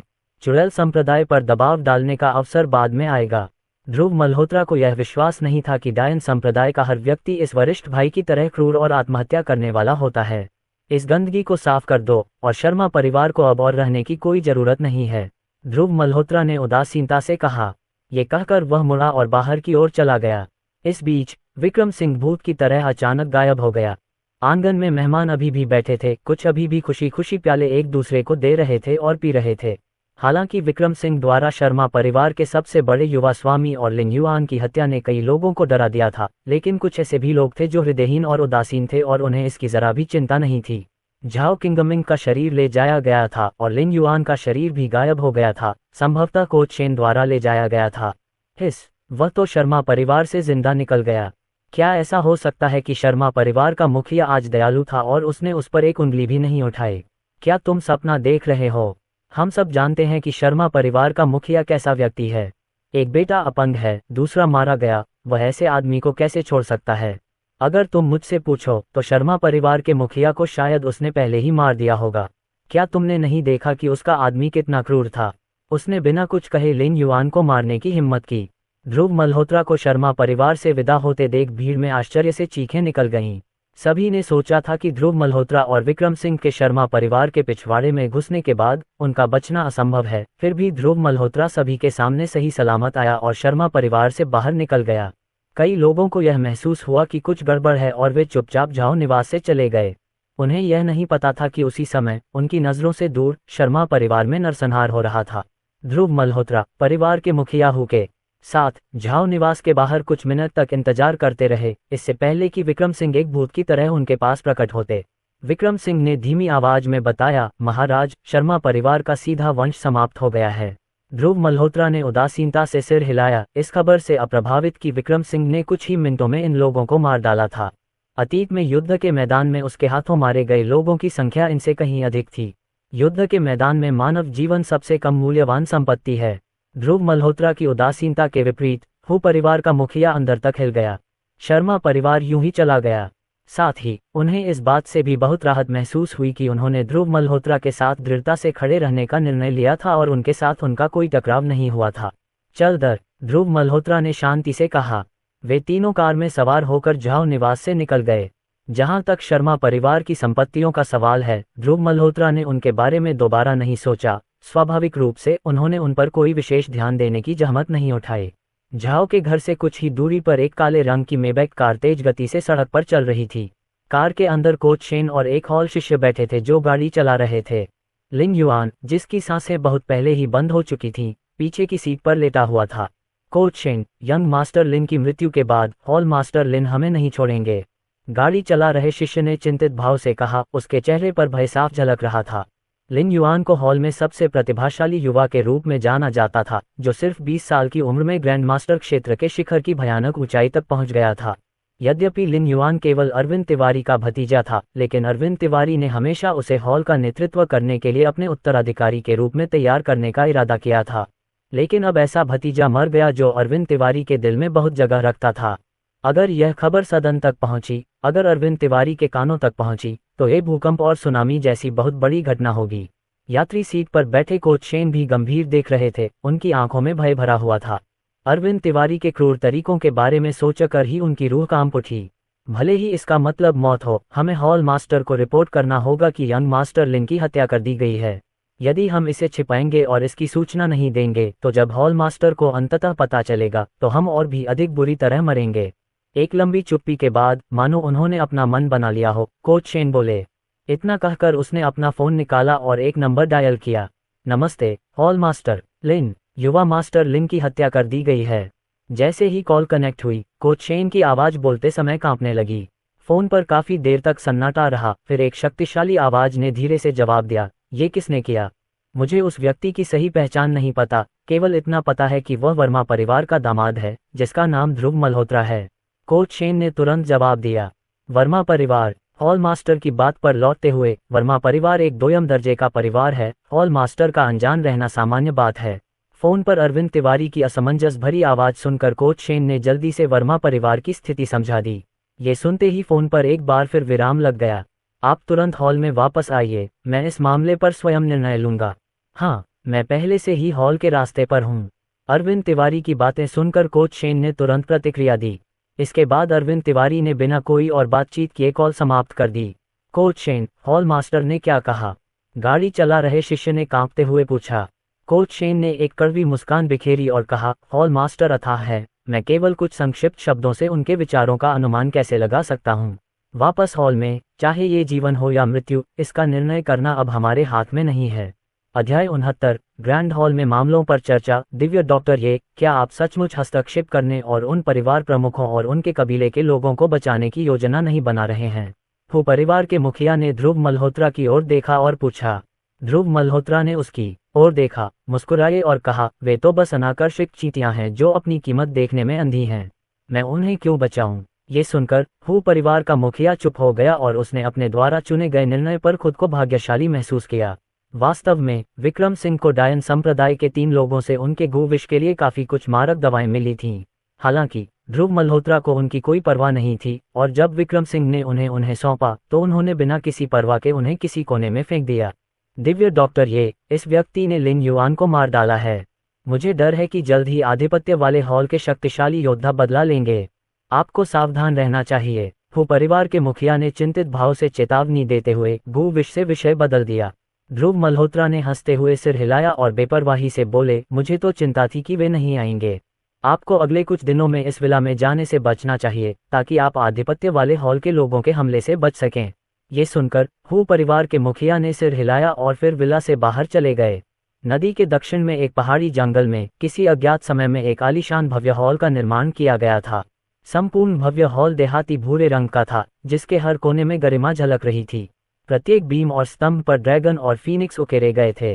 प्रवेश द्वार के दोनों ओर 2 मीटर ऊंचा एक विशाल पत्थर का शेर खड़ा था, जो क्रोध के बिना अधिकार की आभा प्रक्षेपित करता था, एक राजसी भव्यता प्रदर्शित करता था।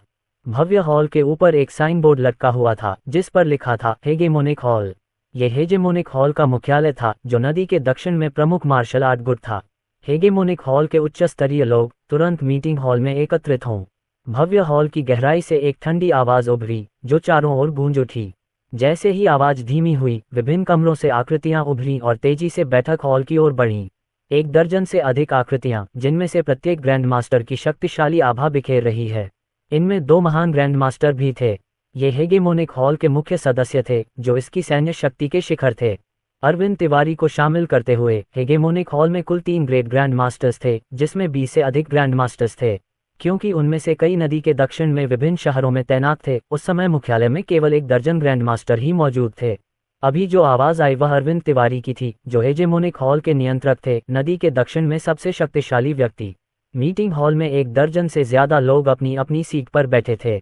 एम्पायर पर कहानियां पढ़ने अरविंद तिवारी अभी तक नहीं आए थे, लेकिन किसी भी व्यक्ति में अधीरता का कोई लक्षण नहीं दिखा। इसके बजाय सभी लोग सम्मानपूर्ण दिख रहे थे। परिवार का मुखिया आ गया है, एक महान ग्रैंड मास्टर ने धीमी आवाज में बात की, जिससे बैठक हॉल में मौजूद सभी लोगों के भाव बदल गए। सबकी निगाहों के सामने अरविंद तिवारी धीरे धीरे मीटिंग हॉल के बाहर से अंदर आए। उनमें किसी प्रकार की शक्ति का आभास नहीं था, वे एक साधारण व्यक्ति की तरह ही दिखाई देते थे। हम परिवार के मुखिया का अभिवादन करते हैं। अरविंद तिवारी के बैठते ही 1 दर्जन से अधिक लोग खड़े होकर सम्मानपूर्वक बोलने लगे। अरविंद तिवारी ने हाथ हिलाकर सभी को बैठने का संकेत दिया। आज मैं आप सभी को एक मामले पर चर्चा करने के लिए यहाँ एकत्रित किया हूँ। अरविंद तिवारी ने उपस्थित लोगों पर अपनी नज़र घुमाई और आगे कहा, नदी के दक्षिण का सबसे प्रमुख सैन्य गुट होने के नाते हेगेमोनिक हॉल हमेशा से ही निर्विवाद रहा है। फिर भी आज मुझे खबर मिली कि मेरे भतीजे लिन युआन की गुसु शहर में हत्या कर दी गई। जैसे ही उन्होंने अपना भाषण समाप्त किया, बैठक हॉल में आश्चर्य की फुसफुसाहट फैल गई। क्या लिन युआन मारा गया? कौन इतना दुस्साहसी है कि हमारे बा हॉल के सदस्य पर हाथ उठाने की हिम्मत कर सके? हन्फ, जिनलिंग शहर में हमारे बा हॉल के प्रशासक को अपंग करने के लिए पहले से ही काफी साहसी लोग थे और हमने अभी तक इसका निपटारा नहीं किया है। अब किसी पागल ने वास्तव में लिन युआन को मार डाला है। चाहे वे कोई भी हो, जो कोई भी हमारे बा हॉल के किसी व्यक्ति पर हमला करने की हिम्मत करता है, उसे मार दिया जाना चाहिए। कई लोग क्रोधित दिखे, फिर उनकी नजरें अरविंद तिवारी की ओर घूम गईं। बा हॉल अरविंद तिवारी का था। बा हॉल के प्रत्येक निर्णय को अंतिम रूप देने से पहले हॉल मास्टर अरविंद तिवारी के बोलने की आवश्यकता होती थी। हॉल मास्टर लिन युआन हमारे बा हॉल की युवा पीढ़ी में सबसे प्रतिभाशाली था। इतनी कम उम्र में वह पहले से ही ग्रैंड मास्टर क्षेत्र के शिखर पर पहुंच गया था और कुछ वर्षों में वह महान ग्रैंड मास्टर क्षेत्र में कदम रख चुका होगा। अब जबकि लिन युआन एक पागल आदमी द्वारा मारा गया है, हमारे बा हॉल को उसका बदला लेना होगा, अन्यथा दुनिया हमारे बा हॉल को कैसे देखेगी? इससे पहले जिनलिंग शहर में हमारे बा हॉल के प्रशासक की अक्षमता के बारे में दक्षिण में पहले से ही गपशप हो रही थी। इस बार बा हॉल को लिन युआन को मारने वाले पागल आदमी का सफाया करने के लिए वज्र उपायों का उपयोग करना चाहिए। एक महान ग्रैंड मास्टर ने अरविंद तिवारी को गंभीर भाव से देखा और कहा। ये सुनकर अरविंद तिवारी ने सिर हिलाया। कोच शेन ने मुझे फोन करके बताया कि लिन युआन को मारने वाला व्यक्ति जिनलिंग शहर के वर्मा परिवार का दामाद है। जिनलिंग शहर में कोई भी महान ग्रैंड मास्टर नहीं है जो हमारे बा हॉल के प्रशासक को अपंग बना सके। बहुत संभावना है कि यह वर्मा परिवार का दामाद हो, अरविंद तिवारी ने गंभीरता से कहा। दूसरों की आंखें चमक उठी, उनकी गहराई में हत्या की मंशा स्पष्ट झलक रही थी। तो क्या हुआ अगर दूसरा पक्ष महान ग्रैंड मास्टर है? जब बात महान ग्रैंड मास्टर्स की आती है, जिनमें हॉल मास्टर अरविंद तिवारी भी शामिल हैं, तो बा हॉल में 3 हैं। दक्षिण के इस क्षेत्र में बा हॉल मार्शल आर्ट का सर्वोच्च शिखर है। प्रतिद्वंद्वी तो केवल एक महान ग्रैंड मास्टर है। हॉल मास्टर, मुझे इस मामले को संभालने क्यों नहीं देते? मैं उस चोर का सिर काटकर उसका सिर हॉल में वापस लाऊंगा। एक अन्य महान ग्रैंड मास्टर ने ठंडे स्वर में कहा, उनके शब्द जानलेवा आभा से भरे हुए थे।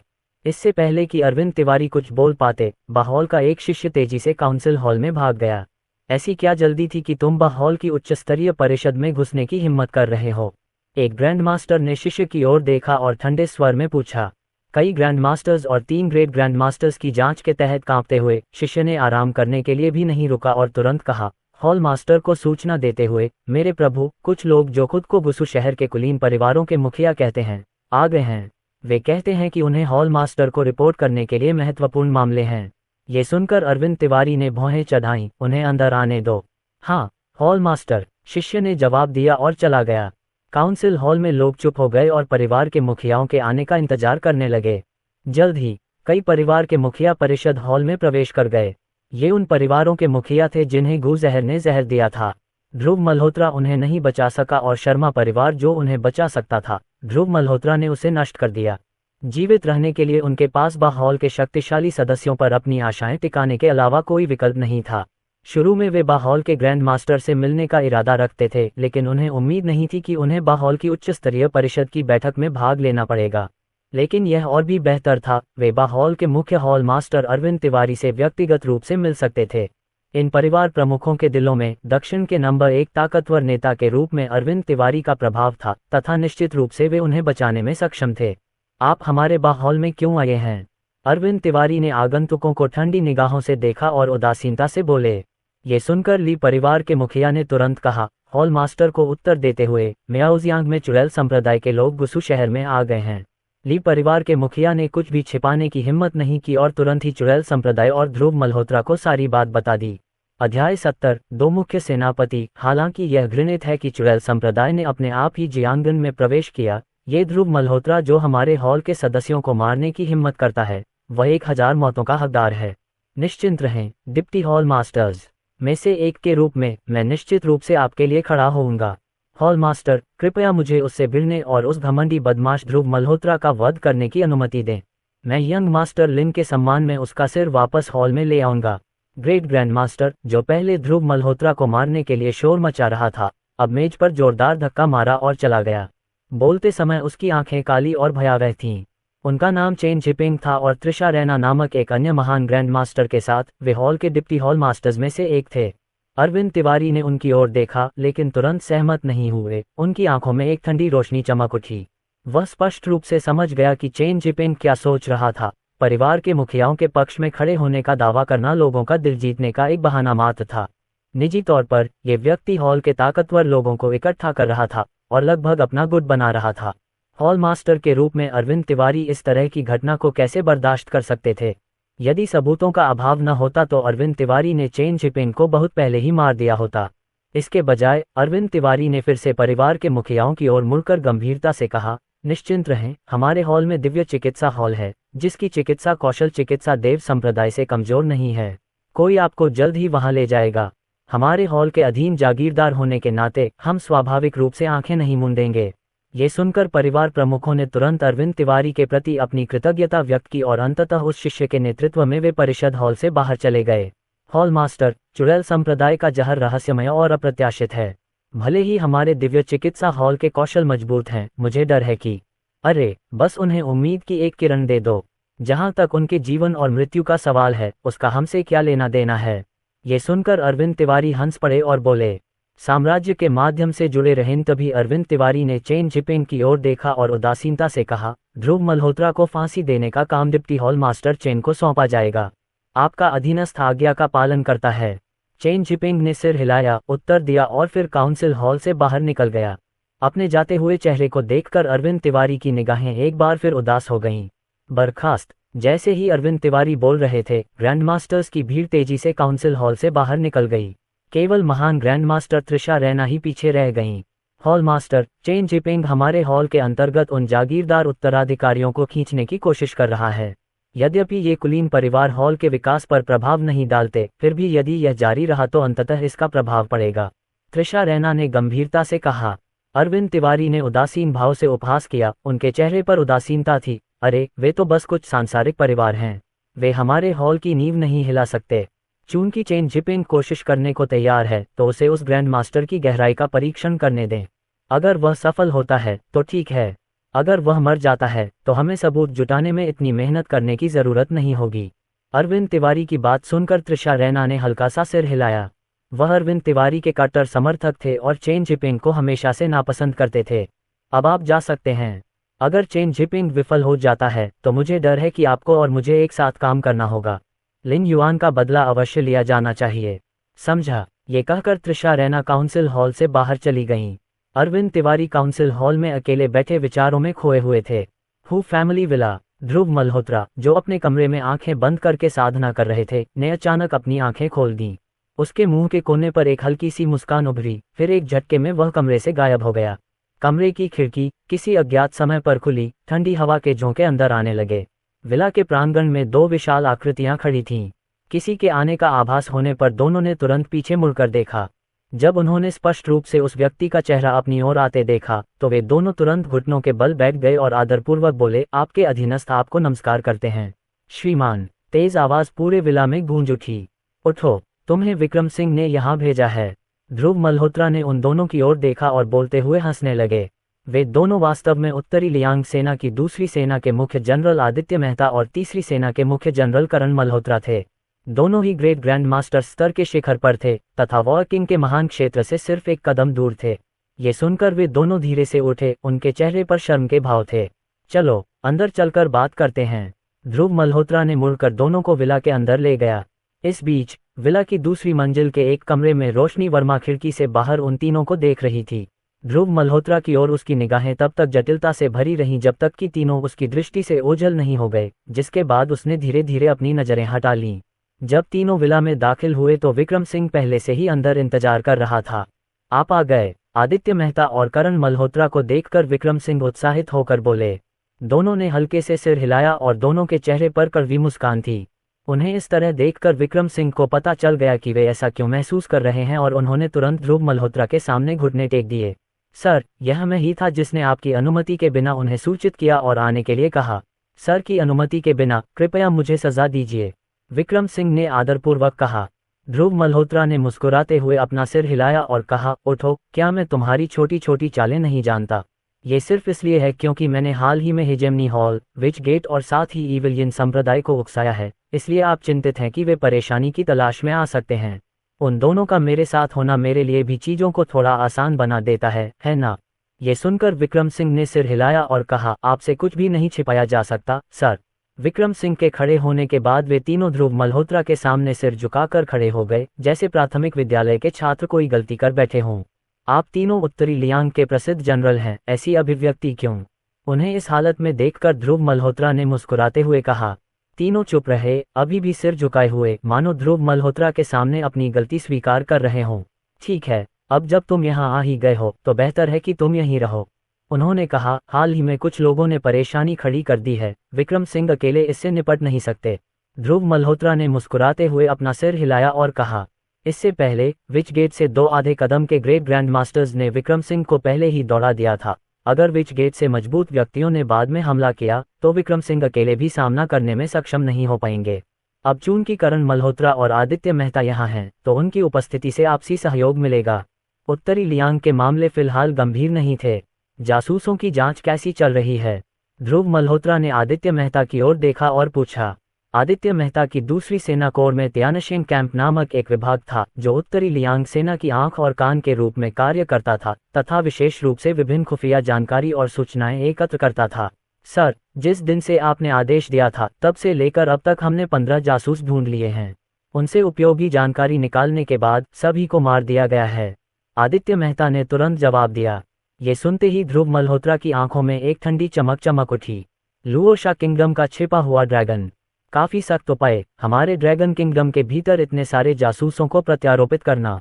और वे 3 युद्ध राजा, 10 महान परिवार, वे सभी भी उनके साथ उलझे हुए हैं। एक बार यह मामला सुलझ जाए तो मैं पुराने हिसाब चुकता करने के लिए उन्हें खोजूंगा। अध्याय 71। विस्थापित डिप्टी हॉल मास्टर। जैसे ही चारों लोग बातचीत कर रहे थे, अचानक विला के बाहर से तेज आवाज आई। विक्रम सिंह और अन्य 2 लोगों के चेहरे के हाव भाव तुरंत बदल गए जब वे अपने स्थान से गायब हो गए। ध्रुव मल्होत्रा ने मुस्कुराते हुए अपना सिर हिलाया और बुदबुदाया, बातांग के लोग तो जल्दी आ गए, लेकिन उन्हें लगता है कि एक महान ग्रैंड मास्टर अकेले ही मुझसे निपट सकता है। ये कहकर वह विला के बाहर की ओर भी चला गया।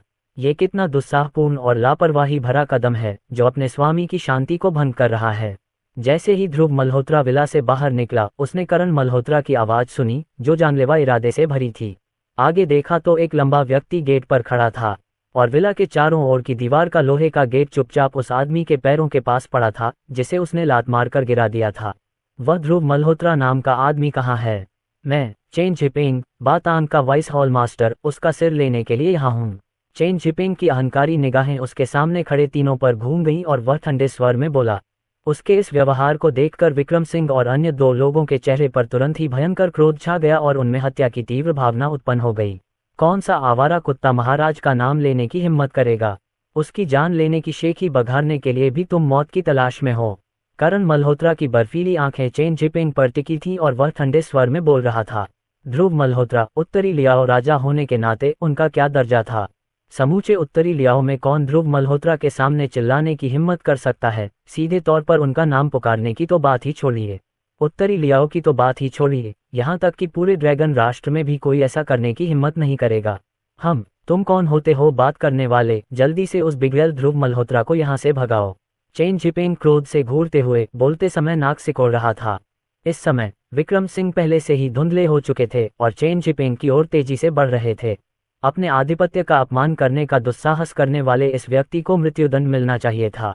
किसी को अपने ऊपर आक्रमण करते देख चेन जिपिंग की आंखों में तिरस्कार की झलक दिखाई दी। स्पष्टतः उसे यह एहसास नहीं था कि उसके सामने खड़े तीनों लोग ग्रेट ग्रैंड मास्टर क्षेत्र के भयावह शिखर पर थे और वह स्वयं एक मध्यम स्तर के महान ग्रैंड मास्टर थे। तीनों में से किसी एक का सामना करने पर उन्हें केवल एक मृत अंत ही मिलता, तीनों का सामना करने की तो बात ही छोड़िए। ध्रुव मल्होत्रा का मुक्का अपनी ओर आते देख चेन जिपिंग के मुंह पर तिरस्कार भरी मुस्कान आ गई और उसने भी जवाब में मुक्का मार दिया। टकराना। दोनों मुट्ठियां तुरंत टकरा गईं। प्रभाव के बिंदु से भयानक शक्ति फूट पड़ी। दोनों के केंद्र से एक दृश्यमान शॉकवेव निकली जो तेजी से सभी दिशाओं में फैल गई। दरार। चेन जिपिंग के पैरों के नीचे आसपास की दीवार और लोहे का गेट तुरंत टूट गया। आप, एक साधारण मध्यम स्तर का महान ग्रैंड मास्टर यहाँ शोर मचाने की हिम्मत कैसे कर सकता है? क्या आप मौत चाहते हैं? चेन जिपिंग कुछ और कहना चाहता था, लेकिन विक्रम सिंह ने उसे बोलने का कोई मौका नहीं दिया और एक बार फिर चेन जिपिंग की छाती की ओर अपनी मुट्ठी घुमा दी। यह मुक्का पिछले मुक्के से कहीं अधिक तेज था और चेन जिपिंग को प्रतिक्रिया करने का मौका भी नहीं मिला, इससे पहले कि वह वार से उड़ जाता। टकराना। चेन जिपिंग दीवार से जोर से टकराया जो पहले से ही दरारों से भरी हुई थी। इस तरह के भयानक प्रभाव को झेलने में असमर्थ, ये तुरंत मलबे के ढेर में ढह गया। ये सौभाग्य की बात थी कि यह आसपास का एकमात्र विला था, अन्यथा ये तुरंत ही असंख्य दर्शकों को आकर्षित कर लेता। बस उसकी टांगें तोड़ दो, मेरे पास अभी भी अरविंद तिवारी को बताने के लिए कुछ शब्द हैं। विक्रम सिंह चेन जिपिंग को मारने ही वाला था, लेकिन उसके पीछे से ध्रुव मल्होत्रा की आवाज ने उसे रोक दिया। हालांकि उसे चेन जिपिंग के सिर को एक मुक्के से कुचलना था, विक्रम सिंह ने अब अपना दाहिना पैर उठाया और चेन जिपिंग के एक पैर पर जोर से मारा। दरार। शांत वातावरण में हड्डियों के टूटने की कर्कश ध्वनि विशेष रूप से कष्टदायक थी। इससे पहले कि चेन जिपिंग चिल्ला पाता, विक्रम सिंह ने उसका दूसरा पैर कुचल दिया था। एक तीखी चीख तुरंत ही हवा में गूंज उठी, जिससे रीढ़ में सिहरन पैदा हो गई। ध्रुव मल्होत्रा धीरे धीरे चेन जिपिंग के पास गए, उनकी ओर देखते हुए उदासीनता से कहा, बेहतर होगा कि आप अपना मुंह बंद रखें, वरना मुझे आपका मुंह हमेशा के लिए बंद करवाने में कोई आपत्ति नहीं होगी। ये सुनकर चेन जिपिंग का शरीर कांप उठा और उसने जबरदस्ती अपनी चीखें दबा लीं। तुम वही ध्रुव मल्होत्रा हो? चेन जिपिंग ने अपना सिर उठाकर ध्रुव मल्होत्रा की ओर देखा और दांत पीसते हुए कहा। ध्रुव मल्होत्रा मुस्कुराए और सिर हिलाया, फिर बोले, क्या अरविंद तिवारी ने आपको यह नहीं बताया कि मैं कैसा दिखता हूं जब उन्होंने आपको भेजा था? बताओ अरविंद तिवारी, तुम जैसे आदमी को मुझे खोजने के लिए भेजकर मुझसे क्या चाहता है? अपने सामने मुस्कुरा रहे आदमी को देखकर चेन जिपिंग को गहरी सांस लेने में कठिनाई हुई। फिर उसने कांपती हुई आवाज में कहा, हॉल मास्टर लिन ने मुझे मारने के लिए कहा। नहीं, कृपया, वह चाहता है कि आप बातांग के पास जाएं और कह रहे हैं कि चर्चा करने के लिए महत्वपूर्ण मामले हैं। उन्होंने जैसे ही यह बात कही, करण मल्होत्रा और आदित्य मेहता की ओर से हंगामा शुरू हो गया और ध्रुव मल्होत्रा की ओर से कोई प्रतिक्रिया भी नहीं आई। अरविंद तिवारी तो बातांग के एक हॉल मास्टर मात्र हैं, उनकी क्या कीमत है? उनकी हिम्मत कैसे हुई कि वे महान व्यक्ति से व्यक्तिगत रूप से मिलने के लिए कहें? यह मूर्ख पूरी तरह से कानूनविहीन है। करण मल्होत्रा का चेहरा गुस्से से भरा हुआ था, उनका भाव बहुत गहरा था।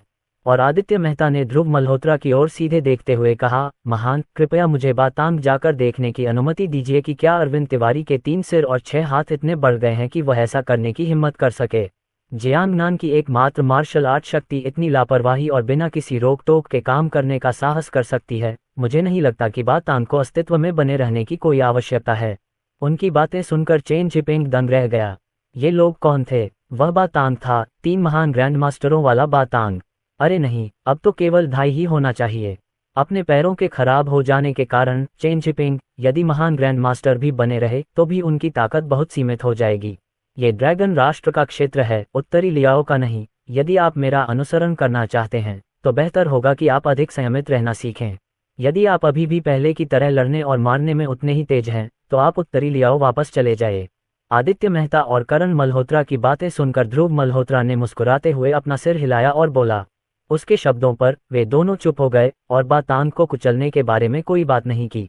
अगर ध्रुव मल्होत्रा बातांग को नष्ट करना चाहता तो वह पहले ही ऐसा कर चुका होता। एक साधारण अरविंद तिवारी कभी ध्रुव मल्होत्रा की प्रगति को नहीं रोक सकता था। हालांकि बातांग और ध्रुव मल्होत्रा के बीच अभी भी कुछ संबंध था, इसे मिटाया नहीं जा सकता था। मैं तुम्हारी जान बख्श रहा हूँ, वापस जाओ और अरविंद तिवारी से कहो कि वह कल सुबह यहाँ आए और अपना अपराध स्वीकार करे। एम्पायर में अपना रोमांच जारी रखें। अगर मैं उसे भोर में नहीं देख पाया तो उसे आने की जरूरत नहीं है, मैं खुद बातांग की यात्रा करूंगा। ध्रुव मल्होत्रा ने जमीन पर पड़े पीले चेहरे वाले चेन जिपिंग की ओर देखा और भावशून्य स्वर में कहा।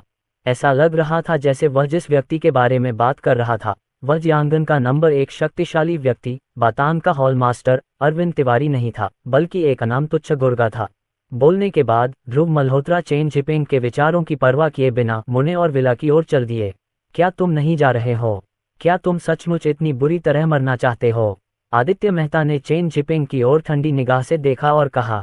चेन जिपिंग का शरीर कांप उठा और किसी की परवाह न करते हुए उसने अपने हाथों का उपयोग करके खुद को जमीन पर खींचना शुरू कर दिया। उनके लिए सौभाग्य की बात थी कि वे एक महान ग्रैंड मास्टर थे जिनमें इतनी आंतरिक शक्ति थी कि वे अपने नष्ट हो चुके पैरों के बावजूद आगे बढ़ सकते थे, अन्यथा यहाँ तक कि उन्हें छोड़ना भी एक समस्या होती।